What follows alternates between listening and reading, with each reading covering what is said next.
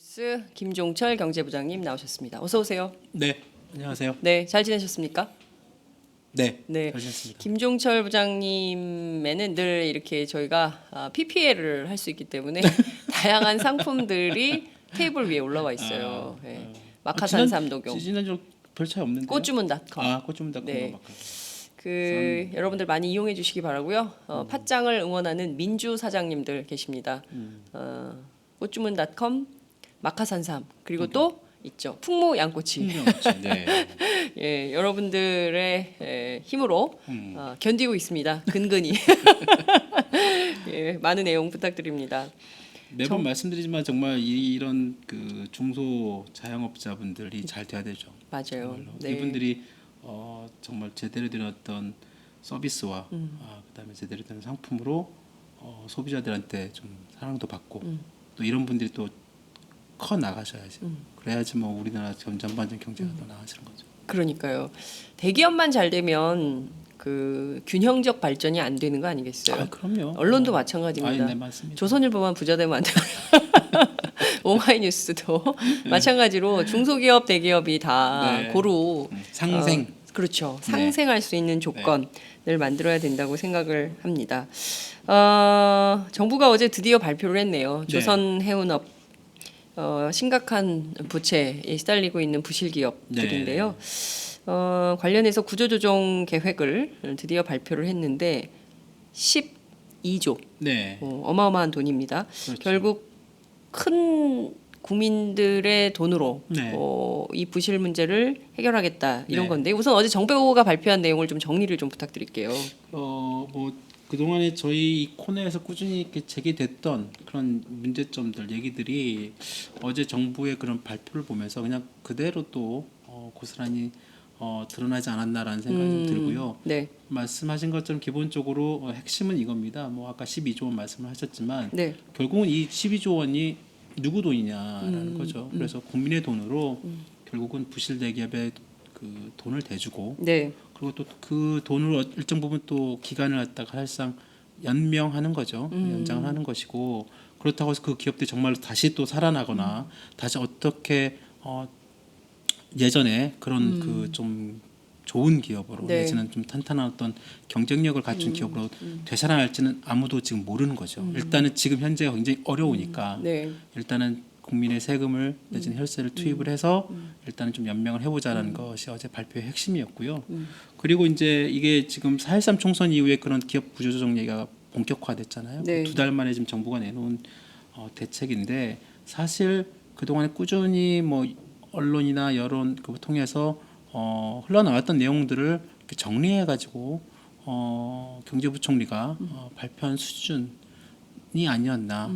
물론 종합 세트죠. 뭐 정부의 뭐 부실 관련된 어떤 뭐 자본 확충 계획, 그 다음에 조선해운사의 어떤 여러 가지 자구 계획안, 그 다음에 뭐 산업은행 포함해가지고 국책은행의 향후의 어떤 고통 분담, 그 다음에 일부 이제 그 향후 일어날지도 모르는 그런 실업 대책 일부까지 포함을 해서 전반적으로 이렇게 세트 정리해가지고 공무원들이 그런 거 되게 잘해요. 그래요. 정리해서 세트를 만들어서 딱 보여주는 그런 것들 그런 정도의 인식을 받았습니다. 그러니까 총평하자면 지금 김종철 부장님이 총평을 들어보면 그동안 언론에서 지적된 것들을 하나로 정리한 것에 불과하다. 결국 돈은 국민 돈으로. 그렇죠. 1997년 IMF 당시에도 공적 자금이라는 이름으로 국민 세금이 대거 그렇죠. 투입돼서 부실 기업들을 도와줬는데 네. 이번에도 방법은 같다. 네.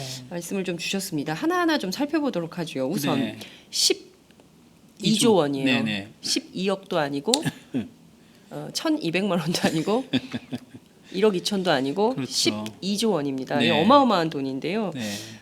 이 돈을 어떻게 마련해서 어떻게 하겠다는 것인지 정부가 뭐 한국판 양적 완화도 얘기했고 맞습니다. 뭐 등등 주장을 했는데 이게 도대체 어떻게 된 건지 일단 자세한 화면을 좀 보면서 말씀을 좀 드려볼까요? 네, 네, 그림을 네. 좀 우선 띄워주시고 그림을 보면서 자세한 말씀 좀 들어보도록 하죠. 네, 지금 그림이 네. 떴습니다. 저게 어제 그 정부의 그 발표 네, 내용 중에 한 부분입니다. 그래서 이게 정부 이제 이 표 하나로 국책은행 자본 확충 방안 추진 틀 이런 제목으로 이렇게 있는데 네. 제목이 좀 약간 빠져 있는데요. 네네.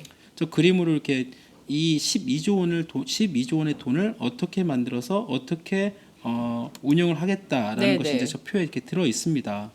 그러니까 12조 원 이 돈을 산업은행과 수출입은행, 네, 국책은행 네, 네. 있잖아요. 네. 이 은행들을 통해 가지고 산업은행, 수출입은행, 수은사는 이렇게 써 있는데 네네. 산업은행과- 사는은 산업은행, 그렇죠. 수는 수출입은행. 네. 예. 그렇죠. 그리고 한국은행이 있고 정부가 있고 정부가 직접 출자 형식으로 산업은행과 수출입은행에 일단 1조 원을 냅니다. 정부가 1조. 네. 네. 그리고 한국은행. 한국은행이 예. 그 자산관리공사가 또 1조 원을 내고요. 네. 그리고 한국은행이 10조 원을 냅니다.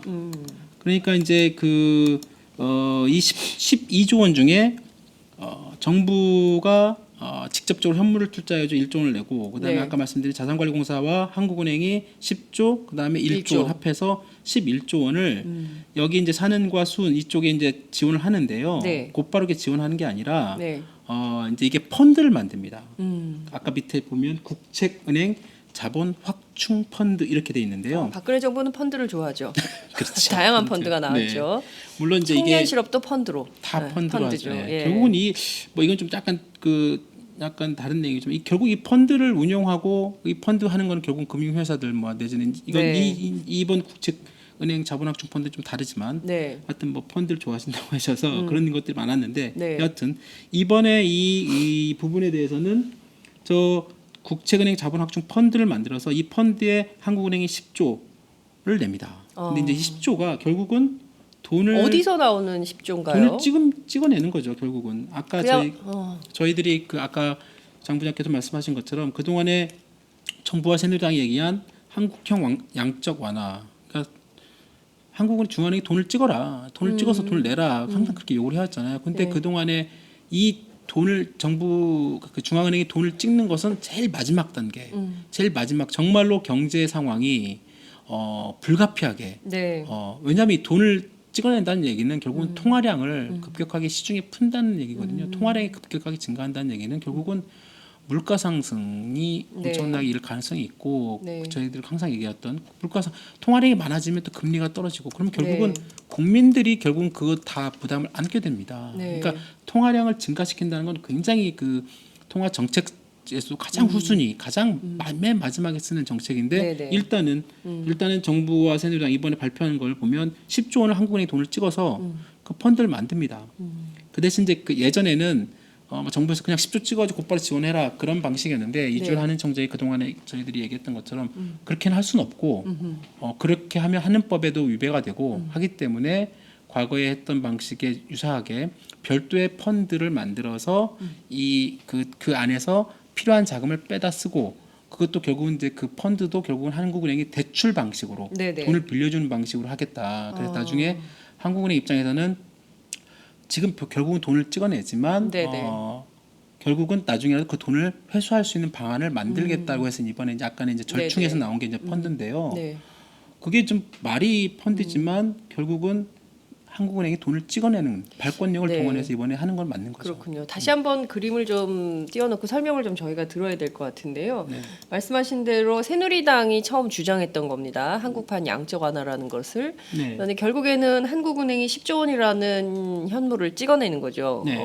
여기 방식은 정부에서는 대출 10조 원이라고 써 있지만 대출을 어디서 대출을 받는다는 그러니까 한국은행이 건가요? 사에서 돈을 찍어서 네. 대출 방식으로 기업은행 기은이라고 써 있죠. 네네네. 제가 이제 이따 그 밑에 말씀드리겠지만 신보는 뭡니까? 신보. 기업은행이 있고 이제 기업은행이 있고 밑에 네. 신용보증기금입니다. 아. 그러니까 이게 문제가 있는 게요. 이번에 이 방식이 약간 좀 전형적인 꼼수를 쓰고 있는 거예요. 꼼수다. 예. 어떤 꼼수가 숨어 있는 겁니까? 저 도표 안에. 그렇죠. 저기 보면 기은과 신보 이게 이제 전형적인 꼼수인데요. 네네.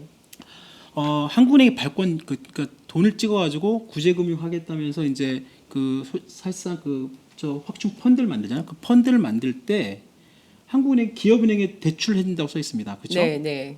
그 대출 10조 원. 네. 그런데 그리고 그 밑에 보면 신용보증기금이 있거든요. 이게 네네. 보증을 하는 거예요. 우리가 아하. 집을 살 살 때도 대출을 받을 때도 항상 보증을 하잖아요. 그렇죠. 주택금융공사로 또 보증을 네. 받잖아요. 예, 예. 그 저금리 대출을 할 때. 보증보험료도 세죠. 그렇습니다. 네. 그러니까 그거 똑같은 거예요. 이번에 한국은행이 10조 원을 찍어가지고 네. 기업은행에 대출을 해주고요. 네. 기업은행이 그 돈을 가지고 지원해 줍니다. 캠코라는 회사를 캠코는 이제 자산관리공사죠. 네. 그래서 이제 그걸 통해 가지고 네. 부실 대기업에 이제 지원을 해주는데 문제는 이게 되게 웃긴 게요. 기업은행이 네. 원래 이름은 중소기업은행입니다. 중소기업은행이에요. 아, 중소기업은행. 네. 그러니까 결국은 이게 중소기업은행법이 있어요. 네. 중소기업은행법 1조가 뭐라고 되어 있냐면 네. 중소기업은행은 네. 중소기업 지원이 목적임을 딱 명확하게 써고 있습니다. 1조에. 1조에 기업은행법. 중소기업은행법 1조에 네. 중소기업을 위해서 지원을 지원하기 목적으로. 위해서 네, 네. 목적으로 쓴다. 그런데 어디를 지원하는 지금 겁니까? 부실 대기업을 부실 지원하는 대기업을 거죠. 그러니까 지원하는 기업 중소기업을 지원해야 될 돈을 네. 대기업을 쓰는 거예요. 그러니까 이게 전국의 중소기업 관계자 여러분, 자 김종철 부장의 목소리에 귀를 기울여 주시기 그러니까 바랍니다. 이게 다시 한번 그림 띄워주세요. 말이 안 되는 거죠. 그러니까 네. 이게 전형적인 꼼수를 쓰는 측면이 강한데요. 네. 그러니까 이게 저번에 저희가 말씀드린 것처럼 곧바로 돈을 찍어서는 한국은행법에 걸리고 그렇다고 국회의 동의를 받을 수는 없고 그래서 기업은행도 국책은행이거든요. 네. 기업은행도 국책은행이니까 기업은행을 통해서 우회로 지원을 하게끔 하고 신용보증기금도 국가기관이기 때문에 네네. 신용보증기금을 그 안에 끼웁니다. 그래서 결국은 보면 아니 중소기업은행법에 중소기업을 지원을 목적으로 설립된 은행을 통해 가지고 사실상 부실 대기업을 지원을 해요. 아. 그러니까 산업은행, 수출입은행이 중소기업은 아니잖아요. 그렇죠. 그리고 대우조선, 한진해운, 뭐 삼성중공업 이런 데가 중소기업입니까? 아니잖아요. 아닙니다. 그렇죠. 네. 그러면 결국은 대기업을 포함한 기본적인 어떤 산업 전반을 포함한 여러 가지 이런 기업들을 지원하는 국책은행은 따로 있어요. 산업은행이 있고 네. 수출입은행이 있어요. 근데 그런 은행들을 네. 놔두고 그런 은행 이미 부실이 빠졌으니까 네. 못 하는 거고 그래서 기업은행이라는 또 다른 국책은행을 끼워 넣는 거죠. 그 사이에. 그래서 정말로 어떻게 보면 정부의 어떤 잘못을 지원받아 할 처지 이런 산업과 그러니까 산업은행과 수출입은행이 쪽인데 네. 결국 중소기업은행이라는 새로운 어떤 국책은행을 끼워가지고 네. 지원을 하고 만약에 이제 이러다가 중소기업은행 부실에 빠지면 어떻게 할 거예요? 그럼 또 딴 소기업 은행이 있습니까? 참 이게 결국은 아니 저 도표 속에 상당히 숨어 있는 꼼수가 많아서 여러분들 이 도표를 잘 정부 발표 도표인데요. 이거를 잘 보셔야 될 것 같은데요. 네. 우선 그냥 언뜻 드는 상식적인 질문은 뭐 어차피 양적 완화하겠다고 했으니까 네. 한국은행이 수출입은행이나 산업은행에 그냥 직접 투자, 네. 직접 지원을 하지 왜 기업은행을 동원해서 중소기업은행을 동원해서 자산관리공사를 통해서 그것도 펀드라는 걸 만들어서 네. 하느냐, 우회 지원을 하느냐. 결국엔 이거 국민들을 어렵게, 복잡하게 네. 구조를 아주 복잡하게. 그러니까 롯데에 갑자기 저걸 보니까 롯데 회로가 생각이 나요. 네. 순환 출자 구조의 그 복잡한, 예? 정말 그 아주 심각했던 그게 갑자기 생각이 나는데 복잡하게 만들어서 국민들이 헷갈리게 하는 거 아닙니까? 아 그런 측면도 있고요. 네. 되게 어떻게 보면 나름대로 정부는 되게 단순하다고 얘기를 하지만 네.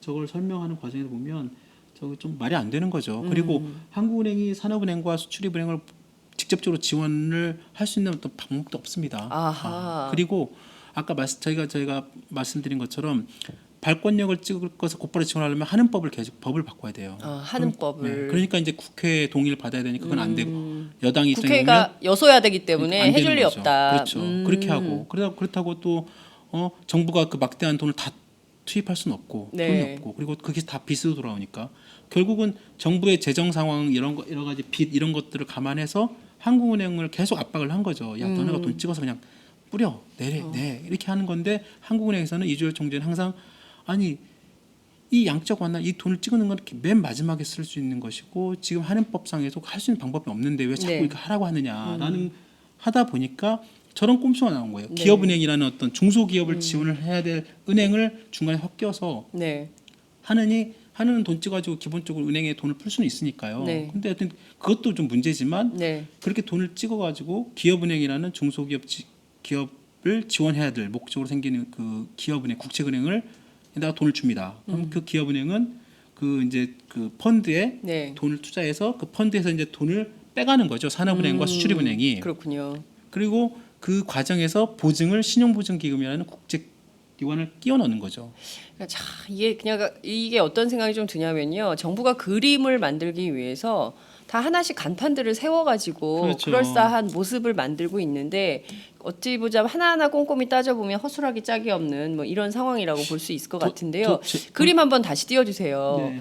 그 보면 국책은행 자본확충 펀드를 네. 정부가 설명하기로 금융시장의 안전판이라고 해석을 하고 있는데 네. 실제로 금융시장의 안전판이라고 볼 수 있는 요소가 있는 겁니까? 정부 입장에서는 네. 이제 자칫 지금 현재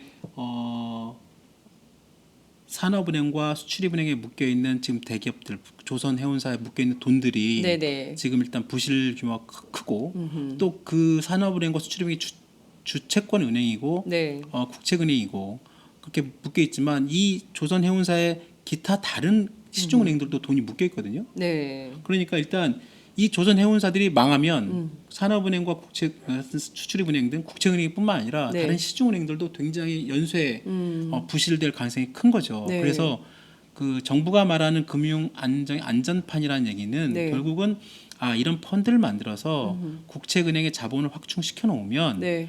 그런 어떤 부실 조선해운사의 건전성을 좀 키울 수 있고 네. 그걸 경쟁력을 통해서 다른 금융시장의 안전을 유지할 수 있다라는 측면에서 그처럼 말을 쓴 거죠. 말을 쓴 거죠. 저게 안전판이 될지 폭탄이 될지 어떻게 합니까? 안전판이 아니라 폭탄이 될 수도 있다. 그렇죠. 네. 왜냐하면 네. 지금 아까 저희가 말씀드린 것처럼 저게 기업은행이 있고 네. 그다음에 신용보증기금이라는 정부의 어떤 그런 그 기관이 껴 있잖아요. 네. 그 기업은행은 결국은 중소기업을 지원해야 될 기업은행이 네. 이번에 잘못 들어가지고 기업은행이 부실하게 되면 네. 결국 그 기업은행과 연결된 수많은 중소기업들은 제대로 된 대출을 줄도산. 받을 수도 없어요. 그렇게 되고 또 신용보증기금도 되게 재밌는 게 뭐냐면 신용보증기금의 이 속에 이 사이트를 들어가다 보면 네.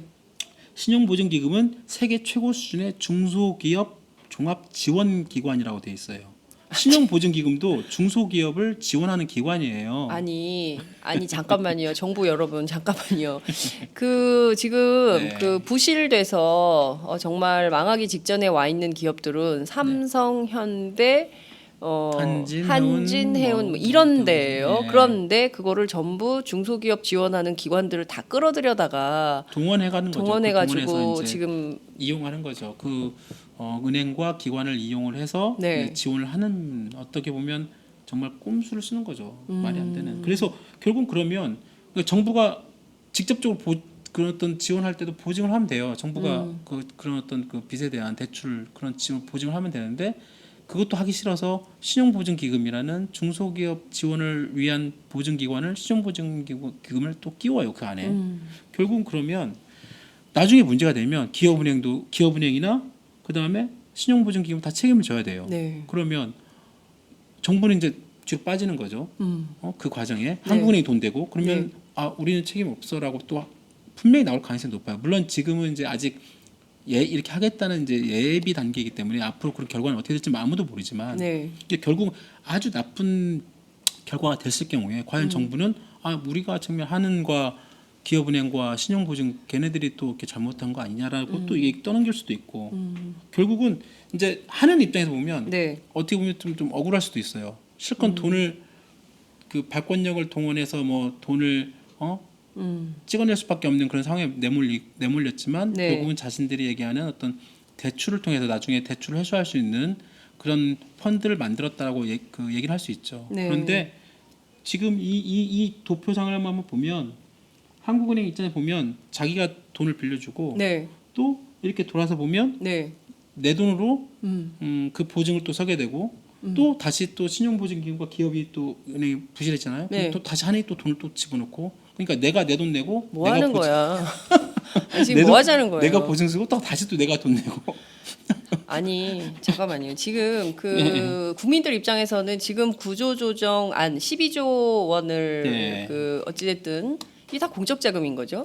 공적 자금을 퍼부어서 해결하려는 방법인 건데 결국에는 네. 지금 그 도표를 통해서 확인하듯이 결국엔 정부가 다 꼼수를 쓰고 있는 이런 상황인 건데요. 문제는 네네. 산은과 수출입은행도 처음에는 부실하지 않았잖아요. 그럼요. 그렇죠? 네. 근데 부실 기업 지원하다 보니까 저렇게 부실이 된 거예요. 그러면 그렇죠. 결과적으로 사는 수출입은행에 이어서 기업은행, 그러니까 네. 중소기업은행 혹은 네. 신용보증기금까지도 네. 부실을 초래할 수 있는 가능성이 있는 거다. 그렇죠. 네. 다 같이 망하자는 거예요?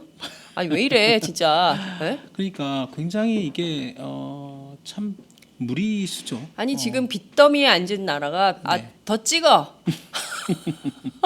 폭망. 네. 어? 이런 거예요, 뭐예요? 이렇게 무책임하게 해도 되는 건지 모르겠는데 네네. 하나하나 더 짚어보도록 하죠. 우선 중소기업은행은 하라면 하는 겁니까? 국책은행이니까요. 산업은행. 산업은행과 수출입은행 마찬가지로 기업은행도 국책은행이니까 정부가 갖고 있는 정부가 대주주인 은행이니까 하라면 하는 거죠. 쉽게 말하면 진짜 까라면 까라는 식으로 전형적인 어떤 그런 입장에 있는 거죠. 기업은행도. 아 정말 그러니까 중소기업은행 입장에서는 지금 사실 이번 부실 과정을 놓고 보면 네. 민간은행들은 다 빠졌잖아요. 그렇죠. 그리고 남은 이제 두 정부 국책은행. 네. 둘이 남아서 저 빚을 떠넘겨서 그렇죠. 받아가지고 이렇게 문제가 되고 있는 상황인 건데 거기에 더 동참을 해야 되는 이런 상황이 되는 그렇습니다. 겁니다. 네. 그림 설명은 저희가 여기서 접고 조금 더 얘기를 살펴보도록 하죠. 그림 잘 봤습니다. 문제는 지금 중소기업 은행 입장에서도 이거 받을 수 없다 이렇게 가면 안 된다라고 말은 해야 되는데 그 말조차 못하고 정부가 시키는 대로 따라갈 수밖에 없는 이런 그렇죠. 상황에 있다는 네, 건데 네. 불을 보듯 뻔한 상황 아닙니까? 이게 일단 12조가 응급 수혈되는데 이 돈이면 다 해결이 되는 겁니까? 일단은 정부가 지금 12조 원 이 내용을 발표를 했는데 네. 언뜻 보기에는 정부는 어제 발표할 때 이 12조 원 다 쓰는 게 아니다. 일단 지금 필요한 돈이 네. 한 5조에서 8조 원 사이인데 일단 써보고 그다음 추가로 뭐 그 12조 안에서 쓰도록 하겠다고 운용을 하겠다. 얘기는 하고 있어요. 그런데 과연 그게 정말로 이 지금 현재 이 조선사와 네. 그다음에 해운사의 이런 거대 기업들의 어떤 부실 규모가 정말로 얼마나 있는지 아무도 지금 장담을 못 하는 거예요. 그래서 예를 들어서 이런 거죠. 은행권에 쓰는 말로 익스포저 이게 영어 표현인데 네. 이제 위험 노출액이라고 그래요. 그러니까 이게 얼마만큼 이게 돈이 위험한 그 대출, 그다음 이 회사가 갖고 있는 거기 대출 규모 이런 것들이 있는데 지금 그 금융권에서 생각하고 있는 네. 해운업과 조선업에 지금 나와 있는 위험 노출 금액 정도가 한 70조 원 정도 된다고 합니다. 70조요? 예. 그러니까 이게 지금 빅3 특히 조선 대우조선해양, 현대중공업, 삼성중공업 이 조선 빅3에만 지금 은행권에 깔려 있는 좀 리스크한 이 돈 이거 네. 혹시 대출해줬는데 대출 못 받을 가능성이 있어. 회수가 안 되는 거 아니야? 그런 가능성 있는 돈 이렇게 딱 그게 70조. 그게 빅3에만 50조 원이 물려 50조. 있고요. 빅3에만 50조. 빅3에만 50조가 물려 있고 그다음에 해운사, 한진해운, 현대상선 이쪽에 한 1조 8천억 정도 물려 있고요. 나머지 지금 이들 5개 회사만 있는 게 아니라 또 중소 조선사, 해운사들이 또 그렇죠. 있잖아요. STX 조선 그다음에 여러 가지 그런 회사들 예. 또 그런 주에 또 조원이 몇 조 원씩 또 물려 있고요. 여기도 수십 조가 물려 있는 그렇죠. 건가요? 그러니까 전체적으로 한 70조 원 정도로 이렇게 전체 예상을 하고 총량이. 있는데 예. 네. 지금 정부는 일단 12조 원 선에서 뭔가 좀 해보려는 거고. 되겠습니까 이게? 그러니까 예전에 우리 아까 네. 말씀하신 IMF 공적 자금도 네. 있지만 처음에 정부는 국민한테 말하기를 이 정도 돈만 있으면 됩니다. 하지만 어느 순간 그 금액이 국회 회기 열릴 때마다 네. 살금살금 늘어나요? 공적 자금 네. 계속 늘면 네. 그래서 처음에 30조로 시작했고 50조 하다 나중에 100조 원 넘고 그렇게 되는 거예요. 예. 지금 12조라고 하지만 이게 어느 순간 언제 얼마만큼 변할지는 아무도 모르는 거예요. 그래서 아까 말씀하신 중소기업은행이나 그다음에 신용보증기금이나 기존에 그나마 국책은행이 좀 우량했던 그런 금융기관마저도 네. 이번에 같이 또 덩달아 끼면서 부실될 가능성이 있고 그런 거에 대해서는 정부는 일단은 특별하게 언급을 하지 않고 있고요. 그렇군요. 그림 잠깐만 다시 띄워주시겠어요? 아까 저희가 지금 생방송으로 진행 중에 있는데요. 시청자분들께서 이해가 안 된다는 대목이 있어서 그 부분만 다시 설명을 좀 하고 넘어가도록 하겠습니다. 앞서 이제 김종철 부장께서 그러니까 자기 돈 내고 자기 돈 또 보증 받아가지고 또 내 네. 돈 내고 내 돈 이런 말씀해 주셨는데 네네. 그게 조 말씀하시는 거죠? 신용보증기금, 기업, 그렇습니다. 중소기업은행 관계 그리고 한국은행 돈으로 대출받은 그렇습니다. 요 관계를 한 번만 다시 설명을 해주시면. 한국은행이 10조 원의 돈을 찍어가지고 네. 기업은행 밑에 기은이라고 써 있죠. 그렇죠. 빨간 줄로 대출을 해줍니다. 네, 10조 그러면, 원을. 예. 네. 그리고 정부는 네. 직접 출자 형식 방식으로 아까 산과 수은 쪽에 보통 한 1조 원 정도 투자를 합니다. 네.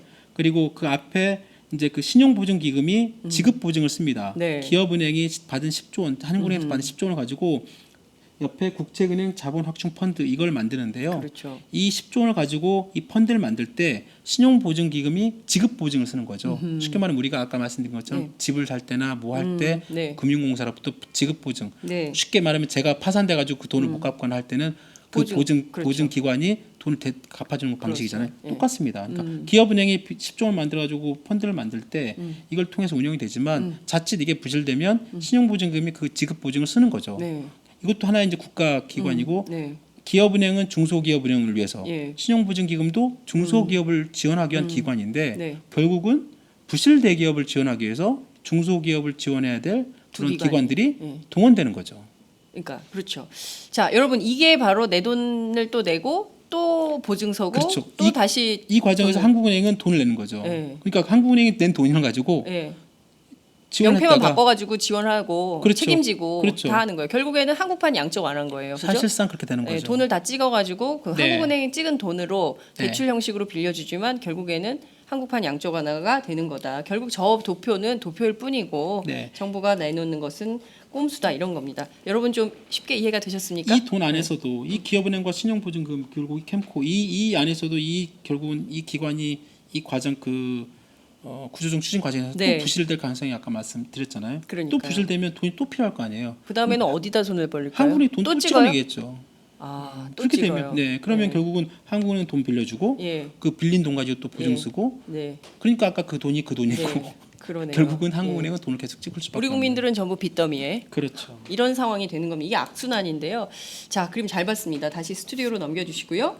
자, 그런데 여기서 짚어봐야 될 점이 그러면 지금 중소기업은행과 신용보증기금은 과연 그런 부실을 떠안을 정도로 건강한 거냐 아니면 한국은행이 주는 돈만큼 10조 네. 주면 10조 주고 네. 1조 주면 1조 떠넘기고 뭐 이런 방식으로 일종의 어떻게 보자면 세탁기관처럼 그렇죠. 예? 네네. 돈 오면 가져가세요. 돈 오면 가져가세요. 이런 식으로 운송 기관처럼 그렇죠. 이게 보면 이런 겁니까? 어떻게 되는 겁니까? 결국은 아까 사실상 그 꼼수라고 얘기하는 네. 것이 그 지금 현재 하는 법상 그리고 국회 동의를 통해 가지고 정부가 그 직접적으로 돈을 네. 쓸 수 없는 그리고 정부 재정상 또 빚은 또 그 쓰기 싫어하니까 네. 1조 원이라는 현물출자 방식 외에는 정부가 공식적으로 쓰는 돈은 없습니다. 다만 한국은행이나 중앙은행이라는 그 기관을 통해 가지고 새로운 통화를 창출시키는 거죠. 돈을 찍어서 이제 내놓는 것인데 네. 결국은 그런 방식은 네. 아까 말씀드린 것처럼 시중에 어쩔 수 없이 그게 이제 지원이 되고 그 부실 대기업 과정 구조조정 과정에 지원이 되면 돈은 풀리게 마련이거든요. 네. 그러면 시중에 그 단위 뭐 몇 조 원이 됐든 그 돈이 풀리는 새로운 돈 새로운 화폐가 12조가 풀리는 거잖아요. 그렇죠. 그죠? 예. 그러니까 이제 10조 원이 풀리는 10조가 건데, 10조가 풀리는 풀리는 건데 그것이 뭐 일부에서는 뭐 충분히 현재 한국 경제에서는 뭐 감당할 수 있는 수준이라고 얘기를 하지만 그건 아무도 감당을 못 하는 거죠. 그러니까요. 네. 그리고 그 돈이 거기를 아까 말씀드린 것처럼 거기서 끝날 수 있는 과연 끝날 수 있는 것이냐. 그리고 기업은행과 신용보증기금은 사실상 중간에서 아까 말씀하신 것처럼 세탁모라고 할 수도 있고 중간에서 그걸 네. 다리 역할 네. 할 수 브릿지 있는 역할만 그렇죠. 하는 거네요. 그래서 네. 펀드를 만드는 네. 그 기관 운용으로 차원인데 예. 문제는 그 과정에서도 분명히 이쪽 그 은행과 보증기금의 부실을 초래할 가능성이 있는 거죠. 항상 돈이라는 게 들어가다 보면 네. 더 들어가기 마련이잖아요. 그렇죠. 그러면 결국은 기업은행도 자신도 자산을 들어갈 가능성이 있고 네. 그럼 저 우리 돈 없어 그러면 또 한국은행이 돈 빌릴 것이고 예. 결국은 그 기업은행이 애초에 설립 목적에 전혀 반대되는 중소기업을 지원해야 될 설립 목적을 가지고 있는 중소기업은행이 부실 대기업을 지원하는 그런 국책은행으로 과거 산업은행과 수출입은행이 해야 될 일을 중소기업을 지원해야 될 중소기업은행이 그렇게 하고 있는 거죠. 참 이거는 국민들이 나서서 반대를 해야 될 것 같아요. 이건 이제 왜냐하면 어차피 국회에서 막 이제 이제 논란이 넘어갈 세게 텐데, 되겠죠. 네 맞습니다. 예. 이건 국회에서 분명히 논란이 될 거예요. 그렇죠. 네. 지금 정말 죄송한데 이거 비슷한 비유는 아닌데요. 제가 저 도표를 딱 보니까 그 왜 이제 그 아주 그 부패한 기업들이 재벌 오너 대기업의 그 오너 일가들의 주식 주식을 혹은 또 그 사유할 네. 수 있는 그 어떤 그 비자금을 조성할 때 네네. 페이퍼 컴퍼니 세우잖아요. 그렇죠. 페이퍼 컴퍼니 하나 세워놓고 네. 거기다가 돈 넣은 다음에 이제 그거를 이제 가져가는 컨셉인데 네. 이 펀드라는 이름으로 하나 네. 만들어놓고 네. 그다음에 결국엔 이걸 다 이제 부실 지원을 하게 되는 네. 방식으로 쓰는 거 아니냐. 물론 이제 비유는 적확하지는 않은데 네네네. 그런 생각이 언뜻 들어요.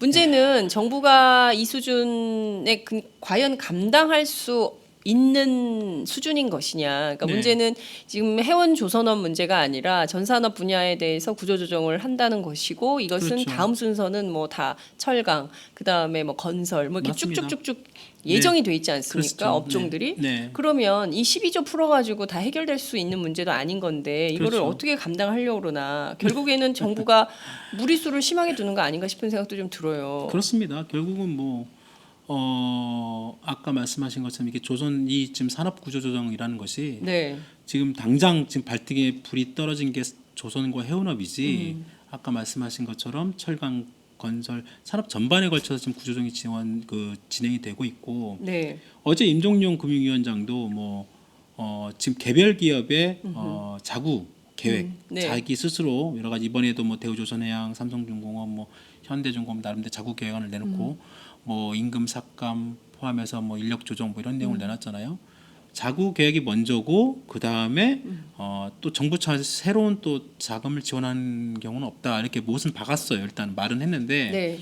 근데 이제 그것은 그 동안에 뭐 안 그랬나요? 정부가 뭐 대우조선해양 같은 경우에 지금 그 동안에 대우조선해양에 들어간 그 돈만 해더라도 공적자금 국제은행 통해 들어간 돈만 해도 지금 나온 금액만 6조 5천억 정도 되는데 대우조선해양 한 회사에. 그렇죠 한 회사에 그런데 부채 비율은 7,000%예요. 아니 그리고- 믿을 수가 국민들이 신뢰할 수가 없어요. 그러니까요. 그렇게 일하는데 어떻게 또 갖다가 돈을 박아요. 최근 3년 동안의 적자만 4조 4,500억인데요. 그러니까 한 6조 5천억씩 투자했는데 그 쏟아붓었는데 부채 비율이 7,000%. 7,000%야. 그리고 3년 동안 적자가 4조 4,500억. 뭐한 그러면 도대체 이걸 어떻게 봐야 되냐. 그러니까 전문가들이나 이런 사람들도 보면 답답한 거죠. 그리고 자신들의 어떤 그 뭐 전문가 함정 포함해서 정부 당국자들 뭐 네. 관리 소홀 이런 거 뭐 그동안 뭐 분식 회계 뭐 그다음 낙하산 여러 가지 문제들이 많이 네, 터져 네. 나왔잖아요. 네. 또 어제 또 그 정부 구조조정 발표 때 뭐 검찰이 본격적으로 또 네, 압수수색을 좀 압수수색하고. 들어갔고 예. 그러니까 이게 어떻게 보면 어떤 원래 이게 이제 전후 과정에서 이 책임 문제, 부실 문제, 이 원인 규명이 명확하지 않은 상태에서 언제까지 계속 돈을 쏟아 부을 거냐 네. 이런 부분들이 굉장히 나올 수 있는 것이고 정부 입장에서 당장 이 발등에 떨어진 불부터 끄기 위해서 네. 일단 지금 소화기는 없고 일단 물부터 붓자 그래서 이제 12조 원은 그냥 일단 찬물부터 부으려고 하는데 과연 그 불이 꺼질지는 아무도 모르는 거고. 자, 다시 한번 좀 정리를 해볼 필요가 있을 것 같습니다. 우선 어제 정부가 12조 원, 정부는 1조 원밖에 돈을 그렇죠. 내지 않는다고 하지만 큰 틀에서는 12조 원이고 네.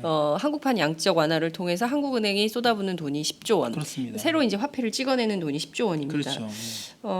그렇게 해서 만들어지는 건데 문제는 자, 우리 국민들이 그 회사 부실을 네. 만든 게 아니잖아요. 초래한 게 그럼요. 아니잖아요. 맞습니다. 그러면 모든 일에는 순서가 있고 풀어가는 수순이라는 것이 있는데 네. 지금 돈부터 쏟아부을 일이 아니라 오늘날 기업을 이렇게 부실하게 만든 그 책임이 누구에게 있는 거냐. 그렇죠. 네, 그 맞습니다. 대기업의 오너, 네. 대주주들은 무엇을 하신 것이냐, 그분들은 도대체 무슨 책임을 지고 있는 거냐. 이게 뭐 수사는 되고 있지만 구체적으로 국민들이 납득할 만한 내용이 나온 것은 없거든요. 그러니까 맞습니다. 어떤 방향으로 얼마나 그분들이 지금 이 부실 정부가 지금 10조 원이나 돈을 찍어가지고 새로 쏟아부어야 되는 상황이 됐는데 그 정도로 해야 되는 수준이라면 과연 그 기업을 운영했던 책임자들은 뭘 책임지고 있습니까? 그렇죠. 예? 뭘 책임지고 있는 거예요? 어제 그 한진해운 최은영 회장 예. 검찰 수사 받고 뭐 16시간 수사 받고 뭐 나갔다고 그러는데 네.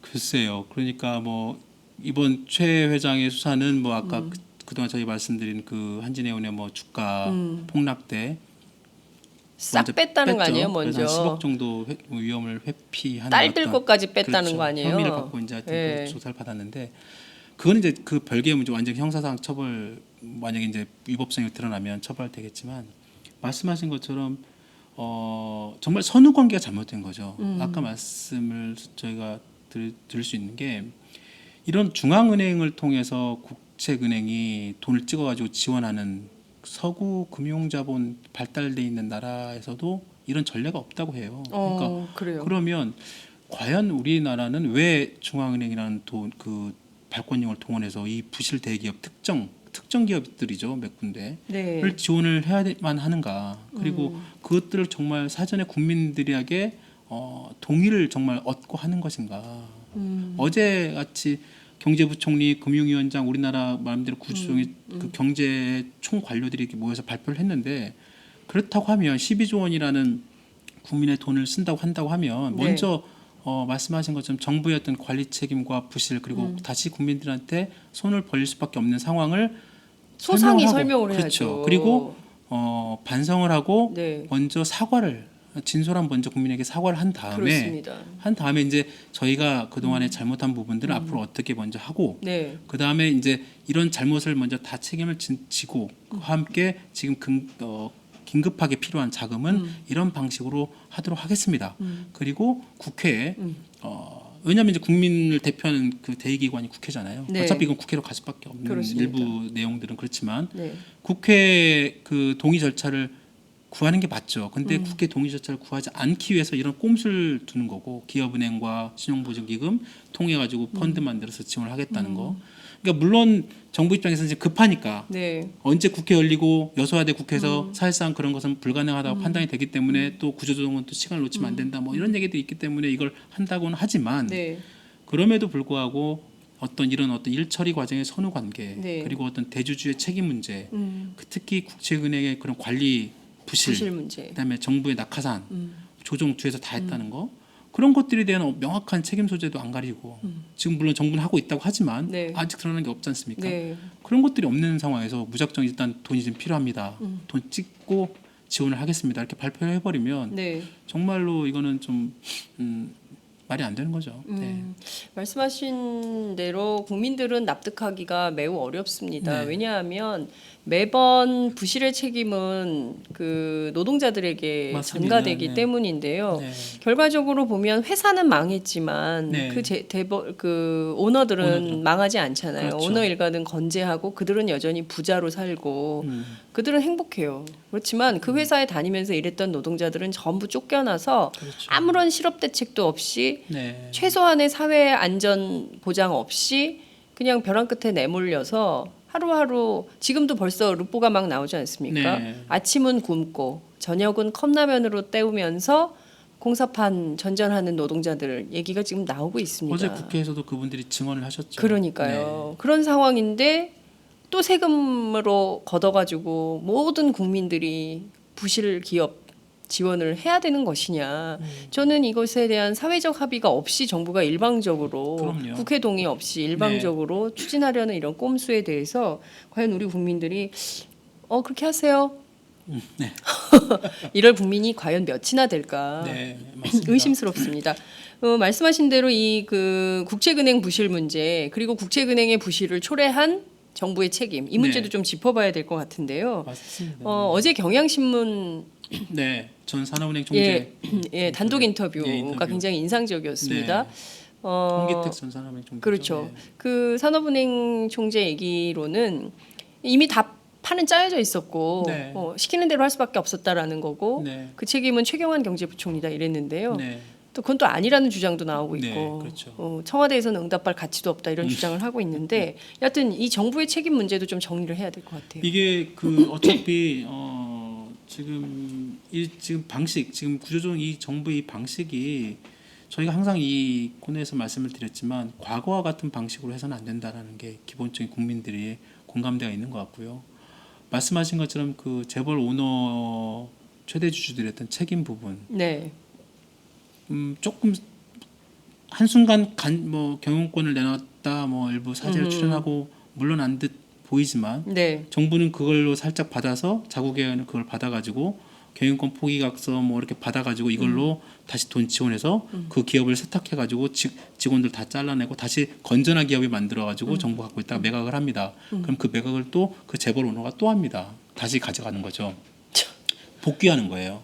그렇게 해서 금호그룹이 그렇게 박상구 회장이 복귀를 했고. 금호그룹이. 그렇죠. 그러니까 그런 전례들이 있어요. 그러니까 이 진짜 이런 부분들에 대해서 과거와 같이 결국은 국민 지금 세금 똑같이 하는 거 아니에요? 97년하고? 그렇죠. 국민 돈으로 부실 기업 세탁해 주는 거예요. 조금 기업 만들어줘서 다시 그 오너들한테 주는 것밖에 안 돼요. 그러니까 왜 우리가 그렇게 해야 돼요? 그러니까 이제 이런 방식의 그 구조조정 그 방식은 해서는 안 된다라는 네. 것이고 더 이상 지금 얘기 나오는 것들이 그런 그 재벌 오너의 책임 부분은 명확하게 형사든 민사든 그리고 그 사람들이 다시 경영에 복귀할 수 없는 지금 현재 뭐 제도적으로 상법상이든 민법상이든 어떤 제도적으로 다시는 어떤 복귀할 수 없는 그런 방안을 찾아야 되는 게 하나 있고 그 다음에 이제 정부의 어떤 그런 관치 부분 아까 네. 그 홍기택 전 산업총장의 인터뷰 내용도 있지만 이미 그 서별관 회의라는 청와대 네. 서별관 회의라는 거기 가면 그 사람들 홍기택 총재도 좀 무책임하죠.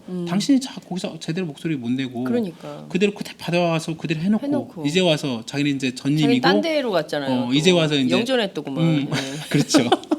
그러니까 물론 그분의 말이 일정 부분 네. 진실일 가능성이 굉장히 높습니다. 그동안에 정부가 해온 여러 가지 국회의원들도 다 그렇게 보더라고요. 그렇죠. 예. 진실일 가능성이 있지만 그 사람의 말이 그 증언이 진실일 가능성이 있지만 그렇다고 해서 그분의 어떤 그 당시 책임이나 그 당시에 어떤 그분 그 산업은행 총재로서 했던 자기 역할을 제대로 했다고 또 면피되는 건 아니거든요. 그렇습니다. 면책되지 않죠. 그렇죠. 예. 그러니까 자기도 책임이거든요. 그러니까 나는 뭐 이미 거기 다 써져 있고 우리는 뭐 할 수 있는 게 없었고 뭐 이미 다 뭐 얼마 지원해라고 다 찍혀서 내려온 상태에서는 할 수밖에 없었다는 식으로 얘기하는 것은 일정한 무책임할 수도 있고 그렇습니다. 그럼에도 불구하고 그런 어떤 청와대 정부의 관치가 여전히 그리고 이번에도 똑같이 진행이 되고 있다는 것이고 그나마 어제 이제 발표한 게 그런 서별관 회의에 여러 가지 그런 관치에 대한 비판이 있으니까 정부가 앞으로 이런 어떤 컨트롤 타워를 좀 투명하게 운영하겠다는 발표는 했는데 네. 그것도 이제 와서 뭐 이게 다 여태 터지고 서별관회의 해놓고 그렇죠. 이제 와서 그렇죠. 네? 그러니까 그것도 이제 어떻게 될지 예. 모르고 여하튼 그런 부분들이 명확하게 정리가 안 된 상태에서 또 돈을 투입해서 또 기업을 뭐 살리네 어쩌네 이런 것들이 과연 국민들이 얼마만큼 공감할 수 있을 것이냐 그게 제일 중요합니다. 그래서 일부에서 말하는 그런 지금 지원하기 전에 먼저 네. 그런 어떤 책임을 명확하게 규명하고 그런 책임 규명 속에서 어떤 그런 국민의 어떤 동의 없이 추진된 이런 구조조정을 일단은 좀 막고 네. 그리고 그 구조조정 과정에 명확한 검증이 이루어져야 되고 그리고 책임과 원인 규명 그다음에 그런 책임자 처벌까지 이루어지고 그 과정에서 구조조정이 이루어져야지 네. 그 옥에 있는 노동자들이나 그다음 국민들이 그리고 자기 어떤 혈세 국민들이 돈이 들어가는 거에 대해서 일정 부분 뭐 생각을 동의를 하지 않겠습니까? 지금 방식의 어떤 그런 정부가 추진한 방식은 국민들로부터 어떤 동의도 절차도 없이 정당성도 없어요. 네. 그러다 보면 과연 얼마만큼 힘을 갖고 그런 구조조정을 추진할 수 있을까라는 의문도 드는 거죠. 네. 말씀하신 대로 지금 상황이 매우 심각합니다. 그러니까 저희가 네. 이제 구조조정 이슈를 짚어드린 게 지난 4.13 총선 직후부터 네. 정말 매주 저희가 구조조정 이슈를 김종철 부장님과 함께 짚어드렸는데요. 그 지금 결정판이 이제 어제 나온 거죠. 네. 정부 발표로 확인이 된 건데 결국에는 한국판 양적 완화 새누리당이 주장했던 바대로 돈을 더 찍어서 지금 해결하겠다라는 건데 그 양으로 해결될지도 그렇죠. 충분한지 불충분한지 이제 과거의 전례를 보면 불충분할 가능성이 높다라는 게 이제 우려가 되고 문제는 부실한 대기업들을 전부 중소기업은행과 중소기업은행 중소기업들을 지원하는 신용보증기금 이런 데서 지금 다 전면적으로 나서가지고 도와야 그렇죠. 되는 상황인 거고 네. 국회에는 그 동의 없이 그냥 지나가는 거죠. 동의 없이 그냥 지나가 버리고 뭐 이제 이런 꼼수를 펼치는 건데요. 이 과정에서 가장 큰 피해자는 역시 노동자들, 비정규직 그렇습니다. 노동자들의 문제입니다. 벌써 그 통영 그리고 거제, 창원 이 일대 울산, 울산 이 일대에 3 내지 5만 명의 실업 대량 실업이 네, 그렇죠. 예고된 상황입니다. 어제 보니까 이제 어제 그제 노동자들이 벌써 올라왔어요. 네, 네, 상경 시위 하고 있고 경우에 따라서는 87년 789 노동자 대투쟁과 같은 방식으로 네. 이대로는 못 살겠다라는 노동자들의 요구가 거세질 가능성도 있다 이렇게 볼 수 있을 것 같은데요. 지금 그 출구 없는 방향으로 정부가 지금 그렇죠. 질주하는 거 아닌가 싶은 네, 생각도 좀 맞습니다. 들어요. 어차피 이제 실업 이게- 대책 하나도 없이. 네, 실업 대책도 일부 어제 나오긴 했습니다만 그것이 정말로 지금 현재 추진되고 있는 구조조정 과정에서 얼마만큼 그 아까 말씀하신 3만에서 5만, 많게는 뭐 6만, 7만, 8만 이렇게 아이고. 나오는데요. 그분들을 과연 지금 현재 우리 한국 사회 안전망이 부실한 상황에서 일부 뭐 고용 그 기금 내지는 뭐 안정 그 뭐 대책 네. 그 돈을 좀 몇 푼 더 한두 달 더 쥐어준다고 해서 그분들이 과연 얼마만큼 물론 안 되죠. 할 수 있느냐. 예. 전혀 그렇지 않잖아요. 그러니까 22조 원이라는 것도 아까 말씀드린 것처럼 정부는 아니 그러니까 망하는 기업들은 뭐 어떻게 모든 망하는 기업을 어떻게 다 살립니까? 네. 그러니까 망하는 기업들은 자연스럽게 시장에서 퇴출될 수 있는 방안이 어찌 맞는 거고 그리고 정부가 할 수 있는 것은 결국은 차라리 진짜 그렇게 발권력 동원하면 그 돈 가지고 실업 대책을 제대로 세워서 사회 안전망 제대로 만들어서 어쩔 수 없이 기업의 어떤 그 경쟁력 약화 내지는 또 그 노동자도 있잖아요. 그 일을 하다 보면 어느 정도 이렇게 그 숙련된 노동자가 필요한 부분이 있고 네. 또 일정 부분 또 그렇지 않은 왜냐하면 기술이 발달되고 이렇게 하다 보면 IT 발달하다 보면 네. 일정 부분 잉여 노동력이 분명히 생기거든요. 그렇죠. 그럼 예. 이분들을 어떻게 할 것이냐? 그러면 예. 유럽이나 이런 데서 보면 재교육 프로그램이 잘 돼 있습니다. 이런 사람들을 적극적으로 정부가 흡수해서 6개월이 됐든 1년이 됐든 별도의 재교육 프로그램을 통해 가지고 새로운 어떤 기술, 새로운 어떤 습득할 수 있는 교육 시스템이 잘 돼 있어요. 그러면 네. 그건 정부가 실업 대책을 만들어서 그런 분들한테 그런 재교육 시스템을 통해 가지고 이분들이 새로운 제2 인생을 할 수 있는 창업 지원 네. 내지는 교육 프로그램을 통해서 새로운 어떤 기술을 습득하게 하고 그 동안에는 먹고 사는 걱정 없도록 기본적으로 탄탄하게 만들어주면 이분들도 나와서 다시 자기 기술을 얻어서 새로운 직장 찾을 수 있는 거잖아요. 근데 그런 것들 전혀 없이 일부 좀 있다고 하지만 전혀 그게 도움이 안 되고 네. 있고 그러면 그런 부분들에 대해서 정부가 국민의 세금이나 국민의 돈을 들어가는 게 맞지 당장 무슨 뭐 무실 대기업이 얼마 살아날지 안 날지 모르는 돈에 막 몇 조 원씩 또 투입을 하고 예. 그 기업만 살면 그 노동자는 다 뭐 갈 수 있다고 얘기하는 그런 그렇죠. 말이 안 되는 거죠. 네. 그러니까 문제는 좀 저희가 그 예각화해서 구분지어서 좀 봐야 될 것 같아요. 우선 정부가 이렇게 10조 원을 때려 박는다고 하지만 문제는 그럼에도 불구하고 지금 중국의 신흥 그 네, 조선 네, 뭐 네. 해운업에서 전부 우리 숙련공들을 빼간다는 거 아니에요. 그렇습니다. 그러면 우리는 어쨌든 그러면 조선 해운업 안 할 거예요? 그러니까 해야 되잖아요. 그렇죠. 해야 되면 그러면 이 숙련공들을 관리하는 방법으로의 시스템을 갖추고 그럼요. 맞습니다. 그리고 이 말씀하신 대로 잉여 노동력이 생겨서 이런 분들에 대해서는 정부가 실업 대책으로 차라리 직접 지원을 해줘. 그렇죠. 예? 맞습니다. 먹고 살게. 그렇죠. 그걸 안 하고 왜 부실한 대기업들한테 돈 줘가지고 그 맞아요. 사람들 좀 고용 좀 해주세요. 고용도 똑바로 안 해. 맞아요. 아, 열받아. 다 비정규직 쓰고. 그러니까요. 네. 전부 비정규직 쓰고 하청에 네. 그렇죠. 하고. 하청, 재하청 주고. 우리 구의역 사고 난 지 얼마 되지도 않았어요. 그 예? 중간에 또 분명히 이득을 챙기는 사람도 그럼요. 있거든요. 그리고 전부 자기들은 고액 연봉 받아. 그렇죠. 네. 그리고 이런 방식으로 했단 말이에요. 이거 하지 말라는 게 국민 여론 아닙니까? 그렇죠. 그런데 지금 숙련공은 숙련공대로 전부 중국에 놓쳐. 그렇죠. 그리고 지금 그 잉여 노동력으로 발생했다면 이분들에 대해서도 구체적인 직접적인 대책이 필요한데 직접적인 대책은 또 안 써. 네. 그리고 엉뚱하게 부실 기업을 만든 책임이 있는 기업주들한테 도로 돈을 줘. 네. 이게 뭡니까 이게? 그러니까요. 예? 정말 그 말이 안 용납할 되는 수 겁니다. 없는 일입니다. 저는 그래서 이게 이제 20대 국회가 이제 원구성도를 마쳤다고 하는데요. 그렇습니다. 20대 국회에서 이 부분을 명확하게 짚고 넘어가야 될 것 같아요. 청문회든 국정조사든 네. 뭔가 이걸 명확하게 짚고 정부 정책 이런 방향들을 다시 한번 재검토하고 네. 해야지 그렇지 않고서는 네. 이렇게 바뀌지 않을 것 같습니다. 네. 지금 상황이라면 정부가 이대로 밀어붙였을 때 네. 저는 이것도 좀 걱정입니다. 시중에 10조 원이라는 돈이 풀리면 네. 인플레이션이나 이런 문제는 없는 겁니까? 갑자기 막 물가가 오르고 그런 뭐 한국은행이나 이쪽에 얘기를 잠깐 들어보면 네. 당장 그 10조 원이 시중기까지 그 바로 이렇게 풀리는 건 아니고 네. 펀드를 통해서 정부가 예. 필요한 자금을 그때 이제 쓰다 뭐 네. 갖다 쓰는 그런 방식이니까 당장 쓰지는 그 풀린 그 뭐 시중에 자금이 큰 영향을 미치진 않을 거라고 얘기는 하지만 네. 그거는 이제 그쪽의 전망이고 얘기 뭐 예상일 뿐이죠. 한국은행의 기대. 그렇죠. 기대감이죠.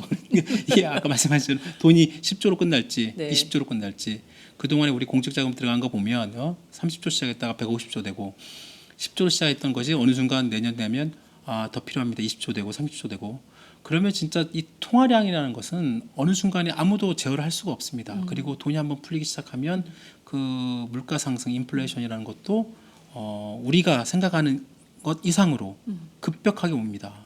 돈의 가치가 그만큼 떨어지는 거죠. 그렇죠. 돈의 가치가 원화가 떨어지면 하락하는 겁니다. 그렇습니다. 돈의 가치가 떨어지면 당장 저희가 먹었던 이 5천 원짜리 커피가 커피 만원 되는 거 아니에요? 그렇죠. 왜 돈의 가치가 또 떨어지니까. 월급도 안 오르는데. 그렇죠. 월급 그대로. 이 커피 한 잔 못 마시는 거예요. 그렇죠. 이제. 그러니까 어떡하면 그건 정말로 좋아. 정말 좀 아주 안 좋은 어떤 최악의 그런 상황이긴 최악의 상황을 합니다만. 저희가 이제 얘기를 예. 하지만 그렇게 이대로 됐- 된다는 건 아닙니다, 네. 여러분. 최악의 상황을 저희가 상정하고 말씀드리는 거지. 네. 정말 그렇다는 건 아닙니다. 그렇게 돼서도 안 되죠. 그럼요. 예, 그 말이 안 되는 건데. 근데 정말로 이런 거를 전문가들 다 알고 계세요. 네. 알고 계시고 아마 우리나라에 뭐 똑똑하신 분들이 워낙 많으시니 뭐 그렇게 안 될 거라고 믿고 말씀을 드리지만 그래도 모르는 거죠, 세상 일은.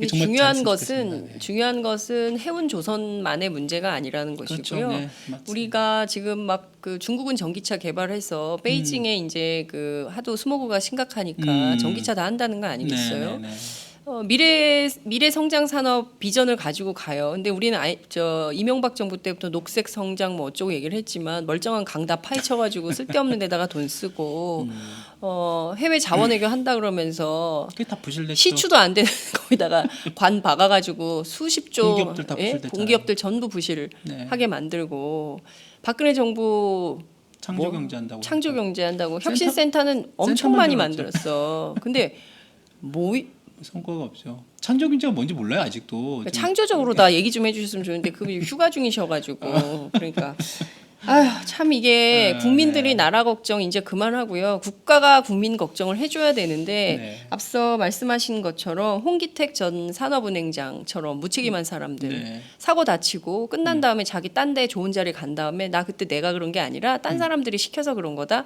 이렇게 말하는 아주 무책임한 XXS? 인간들 때문에 우리가 이렇게 사는 거예요. 국민들이 이렇게 어렵게 사는 겁니다. 예? 아마 홍기택 은행장도 그 연봉으로 몇 억씩 받았을 거예요. 근무한 동안. 좋겠네. 받을 건 다 받고. 자기는 자기- 받을 거 다 받고 가서 딴소리 하고 말이죠. 그렇지. 현직에 있을 때는 전부 책임 안 지고 그렇죠. 자기 자리를 잘 지켰으면 좋겠어요. 특히 고위직들. 네. 그 자리에서 뭐 하는 겁니까? 그렇게 고액 연봉을 받으면 그에 상응하는 일을 해야 되는 거 아닙니까? 국민들을 위해서. 그 공무원은 그 국민의 세금을 자기가 본 걸 받잖아요. 네. 세금으로. 그러면 국민들 위해서 무한 봉사하는 게 공무원 기본적인 그리고 공무원 복무 규정이 이렇게 돼 있잖아요. 네. 그것만 지켜도 되죠. 그러니까 그렇지 않은 게 문제. 원칙대로만 말이 안 돼요. 네. 규정에 나온 대로만 해주셔도 우리는 감사하겠어요. 정말 이 네. 구조조정 문제 너무 심각한데요. 어찌됐든 오늘 저희가 말씀하신 내용들 정말 어디서도 들을 수 없는 내용입니다. 이런 상세한 설명을 네. 들을 수 있어서 너무 감사하고요. 저희가 아무래도 필요하다면 그 일주일에 한 번이 아니라 이 구조조정 문제는 계속해서 좀 짚어볼 수 네. 있도록 하겠습니다. 오늘 말씀 정말 잘 들었습니다. 네. 고맙습니다. 네, 감사합니다.